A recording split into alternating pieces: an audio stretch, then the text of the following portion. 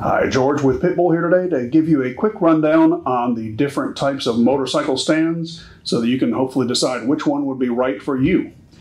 This stand that we're going to start with is the traditional motorcycle rear stand.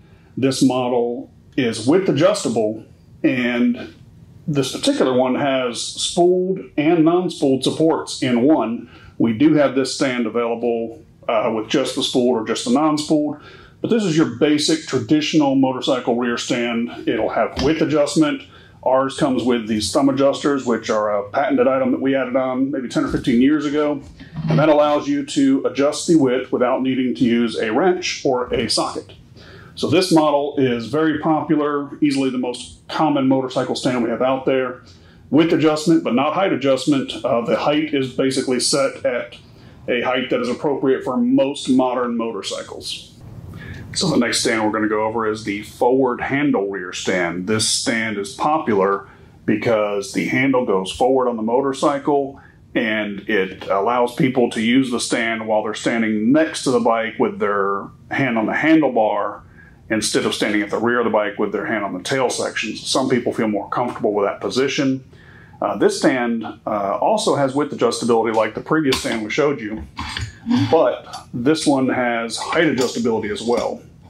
And the height adjustability takes two forms. You can adjust it with this height adjustable plate, but also this particular support bracket can be flipped upside down, as you see here, where the L shape, if you will, is facing down, and that allows you to have a lower minimum height. So you can adjust this stand as low as possible, so long as the tire doesn't interfere with this cross tube when you're going to lift the bike.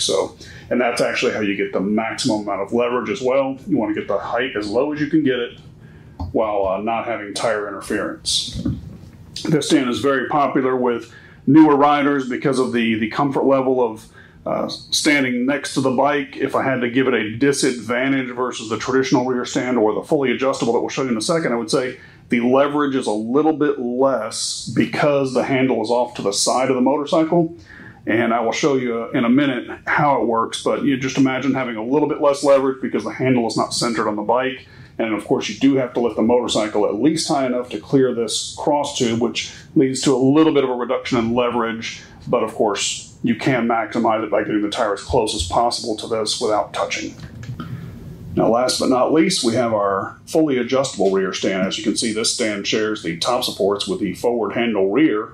But unlike our traditional rear stand, this model has wider bent tubes so that it can allow for these height adjustable top supports without losing any of the maximum width adjustment.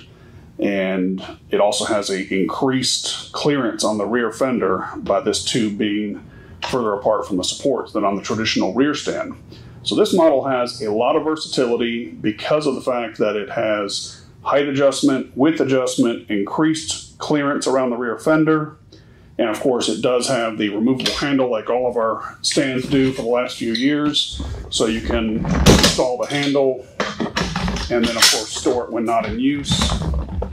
So this stand is very versatile, probably the most versatile rear stand we have. It will come in either spooled or non-spooled form, but you can get the extra supports later if you want to convert it. If you purchase a spooled, of course, you can just convert it to non-spooled. You cannot convert a traditional rear stand into a fully adjustable simply by purchasing these top supports. We do not even sell these top supports separately because you will lose some of your width adjustment. If you lose your width adjustment, then there are a lot of bikes you won't be able to lift when you try to use the traditional rear stand chassis, because the traditional rear stand chassis actually has a more narrow bent tube and then taller uprights, so it just wouldn't be a good fit to install these on the traditional rear stand. All right, so using the traditional rear stand is very easy. You will first bring the rear stand in behind the swing arm. I did this with the bike on the side stand just to make sure I have my width right. So I would like this stand to be set up just a little bit wider, so I'll adjust the width using the thumb adjusters. And I will bring the bike upright. I'll leave the side stand down since if I were to lose my grip on the bike, I could of course lean it towards the side stand and just bring it back down under the side stand. So I've got my spools lined up and I put a little bit of downward pressure. I'm not saying to let go of the bike, but you can tell like once you get pressure on each spool, the bike becomes stable. Keep your hand on the tail section just to be safe, but the bike is now stable, and I'll push the handle down. The bike is in the air. Now you can do your maintenance, chain maintenance, remove the tire, whatever you need to do. All right, so as you can imagine, when you're going to lift the bike using the forward handle rear stand, you're going to stand towards the front of the bike with your left hand on the handlebar. Bring that side stand up since you have your left hand on the handlebar, and you'll use that for security and stability. And then you bring the stand in. You can look at the right side of the motorcycle, make sure you have the spool lined up, and then you just push the handle of the stand down. Allow the wheels of the stand to roll underneath the bike. That's with all of our stands. Allow the stand to roll under the bike. Don't try to bring the bike to the stand. That'll make it easier for you to lift. The stand is designed with a curved handle. It'll clear your foot pegs. There's no issues there. If you do have any foot peg interference, you can adjust the width of the top supports to kind of offset the supports a little bit and give you increased clearance over here on the foot peg. Bringing it down is just the same. Just bring the stand out of the way while you still have your hand on the handlebar. Kickstand down, and good to go. All right, so lifting the motorcycle with the fully adjustable rear is very easy. You'll, of course, start off making sure that you have already adjusted the stand for width, and then, of course, making sure that the height is set where it's going to get the tire off the ground. Then once you have everything dialed in, just push down on the handle, lift the bike up. It's very easy to use. This stand actually started life as the Busso rear stand, and it was initially designed to clear the very prominent rear fender on the 2008 and newer Hayabusa models.